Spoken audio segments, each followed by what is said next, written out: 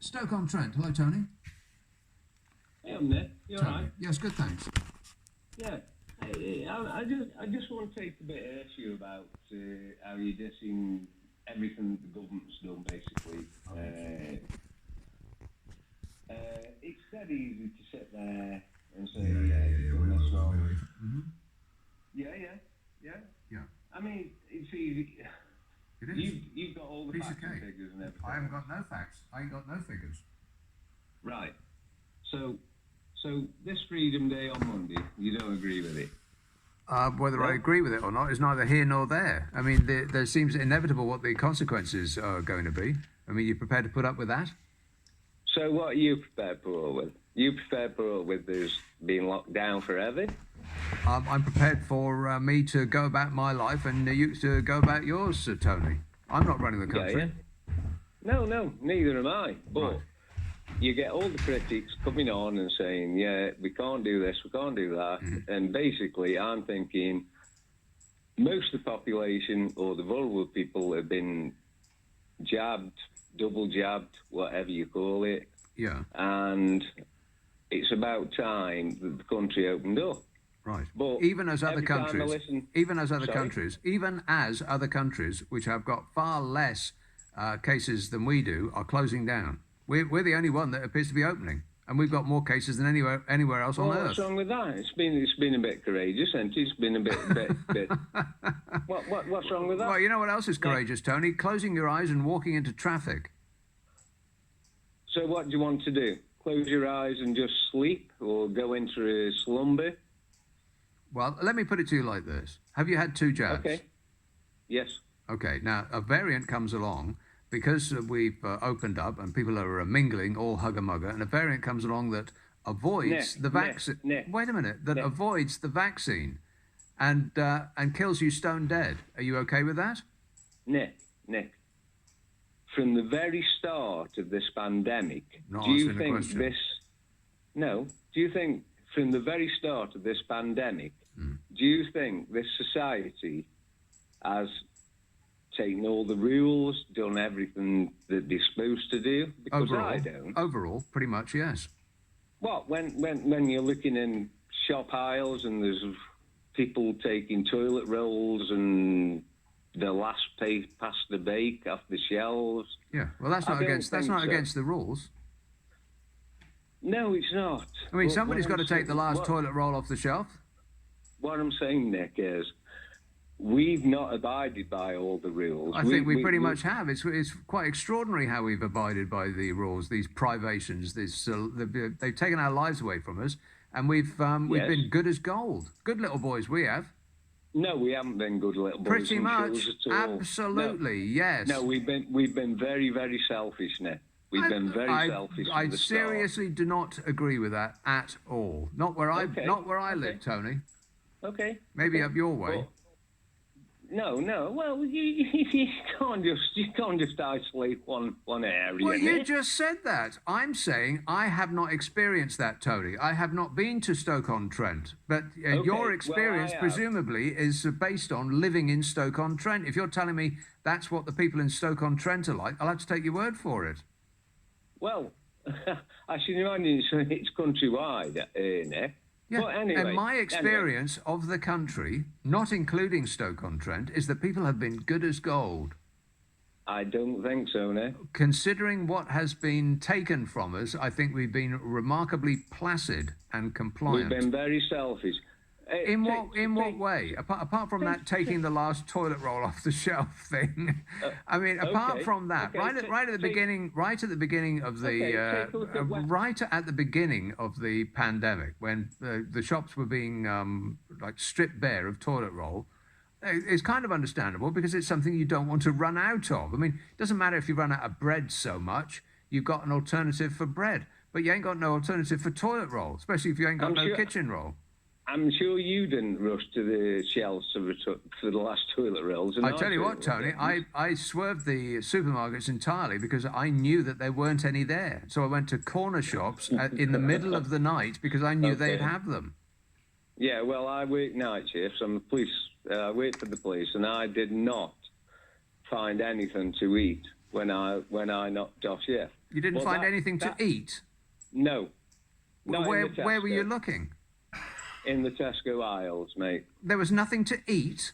No. Well, what were you looking Nothing. for? I was just looking for something, a quick, ready meal. I wasn't looking for ready for meal. a roast dinner. Vegetables and fruit no good? Yeah, well, I really could not knock that up at 6 o'clock in the morning. But Why not? What I'm saying to you, Nick. Look at okay. Let's fast forward, eh? Let's fast forward to Wembley the other week. Okay. Do you think them people are isolating? Do you think them people give a damn about anything at all? No, And not at talking all. about But they are not. 60,000 But they people. aren't representative of the country, nor are they representative of how we've been behaving over the last 19 months. That was a one-off. That was insane. Oh, Nick, come on. Of course it was. Come on, man. You can't tell me that you think that that's what British people are like ordinarily, huffing cocaine in Leicester Square and putting fireworks up their bottom. That's not us. That was a one-off. It's not a one-off. Of course it is. Okay, what about I mean, we can go through the whole of the summer about the ripping the statues down, ripping. That has nothing to do with COVID. What's that got to do with COVID? It's got to do with respecting, the laws of the land and saying, you haven't got to congregate and you've got to wear the mask, you've got to stay 2 meters apart. Who the hell has been doing that for the last 18 months? Almost all of us. I tell you what, Nick, I appreciate your loyalty in what people are doing. I'm not saying it out of any sort of misplaced patriotism. I'm saying it because that's what I've experienced. That's what I've witnessed with my own eyes. As I go about my daily business, people have been completely compliant with all of the requests and the instructions that the government has made. Not 100% of the people, 100% of the time. I mean, you wouldn't expect that. But compared to how you would have expected us to behave, if I told you 3 years ago that the government was going to take away your right to leave your house, it's going to take away your right to go to work, it's going to take away your right to go to the pub, you can't go to the clubs, you can't do this or that or have any of your normal everyday living and your normal way of going about your life. They were going to take all of that away from you. How do you think that we would have behaved? Like this? No way. You'd have thought there were going to be riots in the streets. Not a one. Okay. So, I mean, just to wrap it up, Tony. Your position is that what the government is doing its best, and people should stop picking on them. No, my position is, Nick, is what. I mean, this is unprecedented. Yeah, you'll agree with that. God, here we go with the unprecedented again. Yes, okay, it's unprecedented. Not really, but go ahead. Well, not really. Why has it happened in your lifetime before? Oh, were you living when the Spanish flu was about? You didn't say in my lifetime. You said unprecedented. Yeah, unprecedented.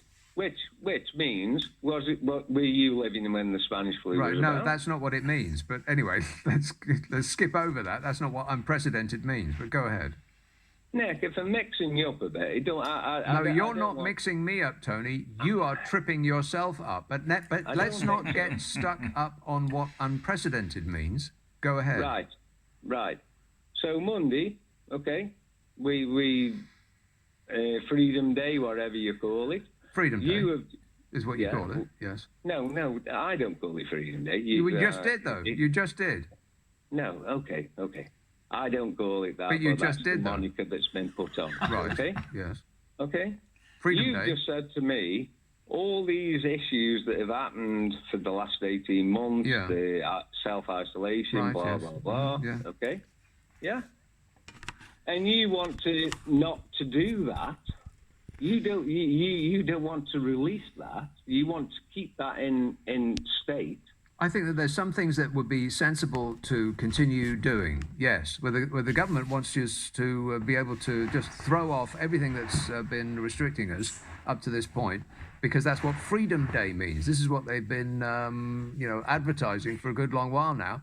And then scientists started whispering in their ears, and then they started using the word caution a lot, like a lot, like every other sentence. We have to proceed with caution, and you must be cautious when you're out to proceeding with caution, and caution should be your watchword when you're proceeding with caution out.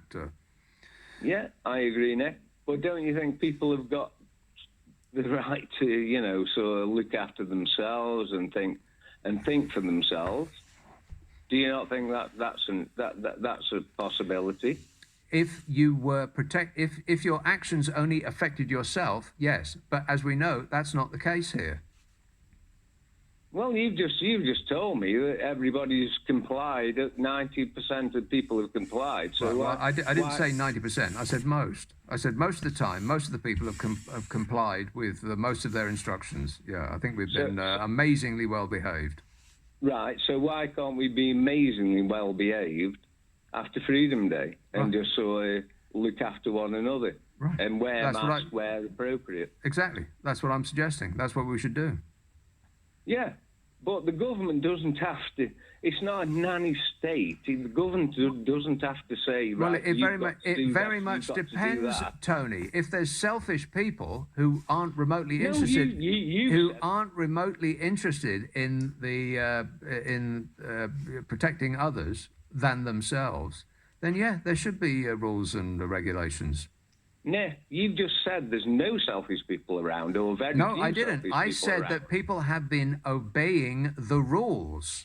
Right. So when there are no rules. So in that aspect, people should be able to understand the rules. No, Tony, the one does not. The one does not follow the other.